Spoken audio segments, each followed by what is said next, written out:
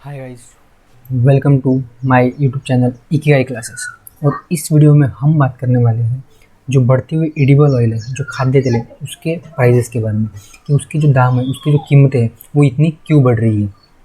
तो अगर आप जानना चाहते हो कि ये क्यों हो रहा है तो इस वीडियो को अंत तक ज़रूर देखिएगा, ठीक है। लेकिन उससे पहले एक ज़रूरी सूचना है दोस्तों कि ये जो वीडियो है ये किसके लिए मैं बना रहा हूँ।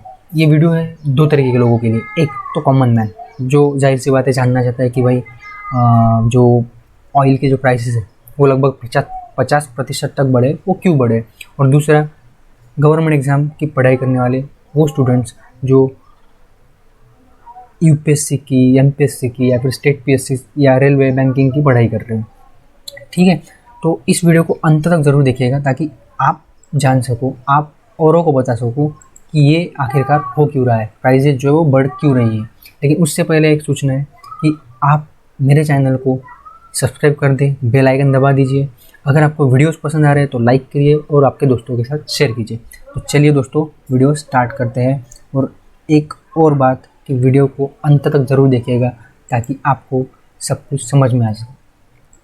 तो देखिए यहाँ पे ग्राफ है, ग्राफिकल रिप्रेजेंटेशन है कि गवर्नमेंट का डेटा है कि यहाँ पे बताया गया है कि जो ऑयल के जो प्राइसेस है ना वो कैसे बढ़े हैं। मतलब उसका एक अंदाज़ा आपको आ जाएगा कि पिछले एक सालों में। देखिए ये जो डार्क ब्लू है ना, ये डार्क ब्लू ये बताते हैं 2020 के बारे में कि 2020 में ग्राउंडनट ऑयल की जो कीमत थी एक पर केजी वो कितनी थी। तो वो आप देख सकते हो कि लगभग 150 केजी थी, 150 केजी पर 150 पर केजी।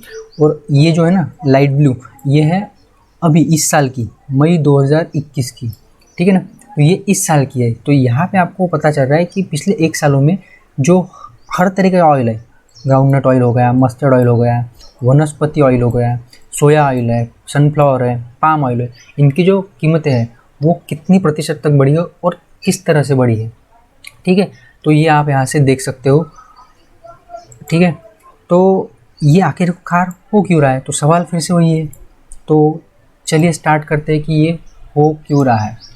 लेकिन उससे पहले आपको ये पता होना चाहिए कि हमारे देश में जो ये ऑयल है ये हमें चाहिए कितना, मतलब हमारी ज़रूरत कितनी, हम कितना ऑयल एक साल में खा लेते हैं, ठीक है। हम सब मिलके कितना ऑयल कंज्यूम करते हैं एक साल में।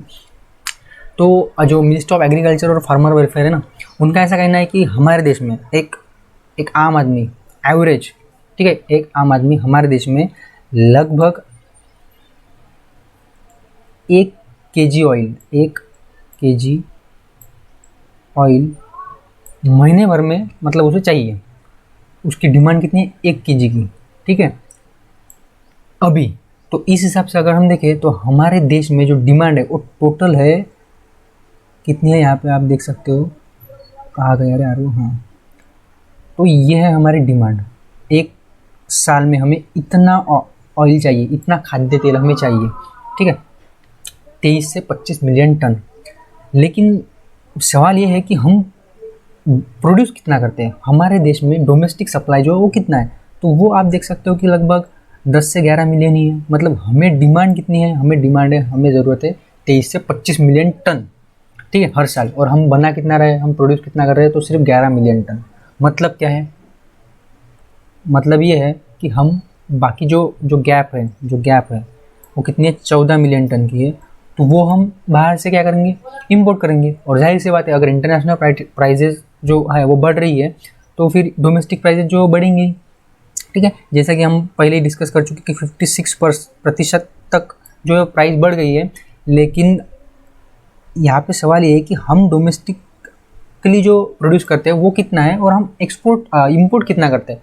तो हमारी जो टोटल डिमांड है ना उससे उसका हम 56% तक जो है वो एक इंपोर्ट करते हैं, ठीक है। जो पेट्रोल डीजल है उसके केस में हम लगभग 80% तक इंपोर्ट करते हैं। मतलब अगर हमें एक साल में 100 लीटर अगर पेट्रोल हमें चाहिए तो हम उसमें से 80 लीटर तो बाहर से मंगवाते हैं। और इसीलिए पेट्रोल के भाव जो है वो इतने ज़्यादा होते हैं। तो सेम इसी केस में यहीं पे ये लागू होता है, यही रूल जो है वो यहाँ पे लागू होता है कि हमारी जो डिमांड है वो अगर 100 केजी है एडिबल ऑयल की, खाद्य तेल की, तो उसमें से हम लगभग 56% जो बाहर से मंगवाते हैं। तो आप देख सकते हो कि हम कितना बाहर के देशों के ऊपर डिपेंडेंट है इस मामले में, ठीक है, ऑयल के मामले में, चाहे वो पेट्रोल हो, चाहे वो डीजल हो, चाहे वो आपका खाने का तेल हो। तो ये एक कारण है कि हम डिपेंडेंट ज़्यादा है, ठीक है, इसलिए हमारे जो प्राइजेज़ है वो ज़्यादा अफेक्ट होते हैं। तो चलिए अब हम देखते हैं कि जो प्राइजेज़ है वो एक्चुअली बढ़ क्यों रही है। तो सबसे पहला कारण जो है वो तो यही है, ठीक है। पिछले 2 दशकों में अगर हम देखें तो हमारी जो फूड हैबिट्स है वो काफ़ी चेंज हो गई है। लोगों की इनकम बढ़ी है, आय बढ़ी है। मैं कोविड-19 के पहले की बात कर रहा हूँ। तो अगर इनकम और आय बढ़ेगी तो जाहिर सी बात है डिमांड भी बढ़ेगी। दूसरा कारण ये है कि वही फिर से 56% ऑफ द टोटल डिमांड जो है वो फुलफिल होती है थ्रू इम्पोर्ट्स फ्रॉम 6 कंट्रीज। और अभी ये 6 देश कौन से, ये भी देख लेते हैं। देखिए ये एग्जाम के पॉइंट ऑफ व्यू से बहुत ज़्यादा ज़रूरी है, ठीक है। एक आम इंसान के लिए, आम आदमी के लिए ज़्यादा इतना ज़रूरी नहीं है कि हम ऑयल कौन सा कहाँ से मंगवाते हैं, लेकिन एग्जाम के पॉइंट ऑफ व्यू से आपको नोट करके रखना चाहिए। जैसे कि सोया है, ये सोया जो ऑयल है ना, ये हम मंगवाते हैं ब्राज़ील से और अर्जेंटीना से। अभी इनके साथ तो हमारे रिश्ते अच्छे ही है, इसमें कोई दो राय नहीं है। उसके बाद जो पाम ऑयल है ये हम मंगवाते हैं इंडोनेशिया से और मलेशिया से।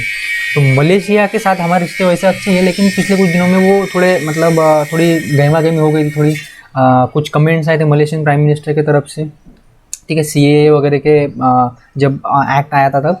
तो इसलिए इस वजह से वहाँ पे थोड़ा इंपोर्ट ड्यूटी गवर्नमेंट ने बढ़ा दिया था मलेशिया के ऊपर, और एक्सपोर्ट वहाँ से इंपोर्ट भी थोड़ा कम कर दिया था।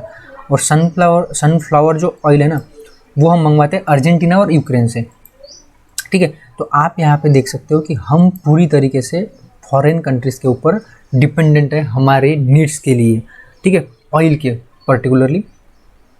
उसके बाद फोर्थ रीज़न जो है वो है इंटरनेशनल प्राइस का बढ़ना। अभी ये इंटरनेशनल प्राइस जो है वो बढ़ क्यों रही है, ठीक है, ये भी ज़रूरी है जानना। तो सबसे पहले तो ला नीना का इफेक्ट जो है ना, उसकी वजह से प्रोडक्ट जो है वो प्रोडक्शन जो है वो कम होता है। ला नीना क्या होता है, एक जोग्राफिकल फिनोमेना है। अगर वो आ गया तो साउथ ईस्ट एशिया में जो बारिश है वो कम होती है। जैसे कि सपोज किसी साल अगर इंडिया में बारिश कम हो गई तो समझ लेना कि ये ला नीना की वजह से आया है। तो ला नीना ये कोई इंसान नहीं है, ये एक जोग्राफिकल फिनोमेना है। ये जोग्राफी का टॉपिक है, इसके ऊपर हम कभी और चर्चा करेंगे किसी और दिन।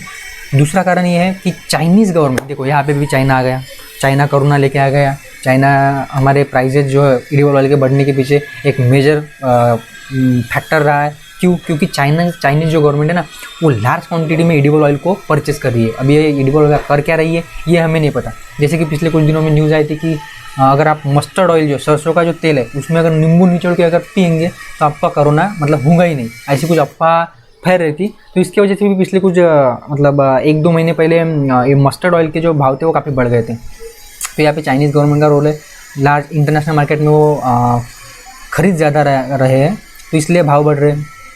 लेबर इश्यूज चल रहे हैं मलेशिया में, ये उनका इंटरनल मसला है, इसलिए उन्होंने एक्सपोर्ट ड्यूटीज़ बढ़ा दी है। उसके बाद इंपोर्ट और एक्सपोर्ट ड्यूटीज़ बाय गवर्नमेंट। अभी एक्सपोर्ट ड्यूटी जो जहाँ से हम इंपोर्ट करते हैं वो गवर्नमेंट लगाती है, और इंपोर्ट ड्यूटी जो है ना, इंपोर्ट ड्यूटीज़ होती है वो इंडियन गवर्नमेंट लगाती है। और मैं आपको एक बात बता देता हूँ कि इंपोर्ट ड्यूटीज़ बहुत ज़्यादा लगती है हमारे देश में एडिबल ऑयल के ऊपर। लगभग 35% जो है वो इंपोर्ट ड्यूटीज़ गवर्नमेंट लगाती है। मतलब अगर गवर्नमेंट अगर इंपोर्ट ड्यूटीज़ कम कर देना, अलग अलग तरह की टैक्स लगते हैं इसके ऊपर, इंफ्रास्ट्रक्चर टैक्स, सेस टैक्स वगैरह वगैरह। तो अगर गवर्नमेंट इंपोर्ट ड्यूटीज़ कम कर देती है, जो प्राइस है वो थोड़ी हद तक कम हो सकते हैं और आम आदमी को राहत मिल सकती है। उसके बाद फूड बास्केट से लेके मतलब अभी जो आपके जो एडिबल ऑयल है, जो वेजिटेबल ऑयल से ये शिफ्ट हो रहे हैं। मतलब हम इन्हें खाने में यूज़ करते हैं, लेकिन अभी कुछ ऐसे देश है जो इनका जो यूज़ है ना, इनका जो इस्तेमाल है ना, वो फ्यूल बनाने के लिए कर रहे हैं। अभी हम वो देखेंगे कि कौन से ऐसे मतलब करामाती देश है जो खाने के तेल पे गाड़ियाँ चला रहे हैं। हाँ ऐसे है दोस्तों, ऐसे लोग हैं, ऐसे कंट्रीज़ है। उसके बारे में हम अभी देखेंगे अगले वाली स्लाइड्स में। तो देखिए यहाँ पे जो यूएस है ना, यूएस, ब्राज़ील, यहाँ पे यूएस और ब्राज़ील जैसे कुछ देश है जो खाने के जो तेल है ना, सोया ऑयल पे वो गाड़ियाँ चला रहे हैं, ठीक है। सोयाबीन ऑयल जो है ना, वहाँ पे वो गाड़ियाँ चला रहे हैं सोयाबीन ऑयल से। तो इसीलिए जो डिमांड है वो काफ़ी बढ़ गई है। मतलब पेट्रोल और डीजल पे तो गाड़ियाँ चलती है, लेकिन अभी वो सोया ऑयल पे गाड़ियाँ चला रहे हैं, इसलिए जो डिमांड है वो काफ़ी बढ़ गई है और ये और आगे जाके बढ़ने वाली है, और इसलिए प्राइसेस भी बढ़ने वाली है। तो आप अभी से तैयार रहिए। आप भजिए खाना कम कर दीजिए, ठीक है, ताकि जो दाम है जो बढ़ रहे हैं उसका ज़्यादा आपको शौक ना लगे, ठीक है। तो ये थे कुछ कारण, ठीक है, वेजिटेबल ऑयल्स जो है उसके बढ़ने के। तो अभी सवाल ये तो प्रॉब्लम हो गया, मैंने तो आपको प्रॉब्लम बता दिया कि इशू क्या है, तो हम कर क्या सकते हैं, ठीक है ना। सोल्यूशन तो होना ही चाहिए हर चीज़ के बारे में कि जो एडिबल ऑयल है उसकी हम जो प्राइसेस है वो कम कैसे करें।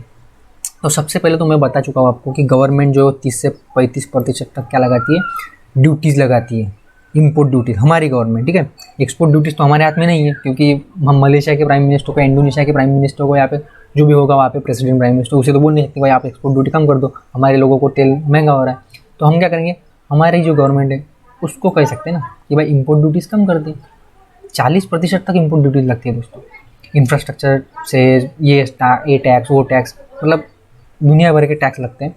तो बेहतर क्या होगा कि हम थोड़ा इम्पोर्ट ड्यूटीज़ कम कर दें। इससे क्या होगा कि जो प्राइजेज़ है वो कम हो जाएगी। उसके बाद सबसे बेहतर तरीका, सबसे बढ़िया जो उपाय है ना वो यही है कि हम डोमेस्टिक प्रोडक्शन को बढ़ाएं। हम दूसरे के ऊपर डिपेंड रहेंगे तो हम कभी ना कभी तो मतलब हमें उसका खामियाजा भुगतना ही पड़ेगा ना।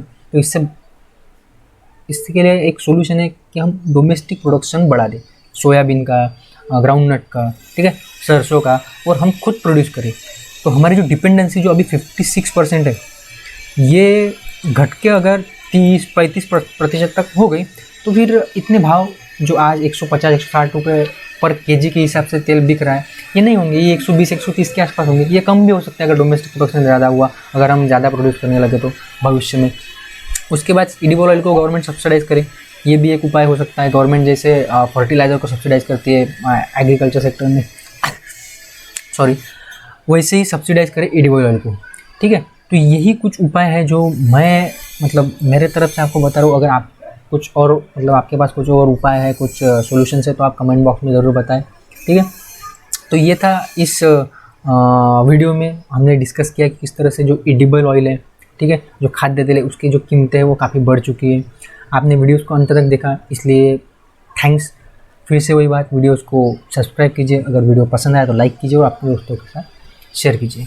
मिलते हैं अगले वीडियो में, तब तक के लिए गुड बाय।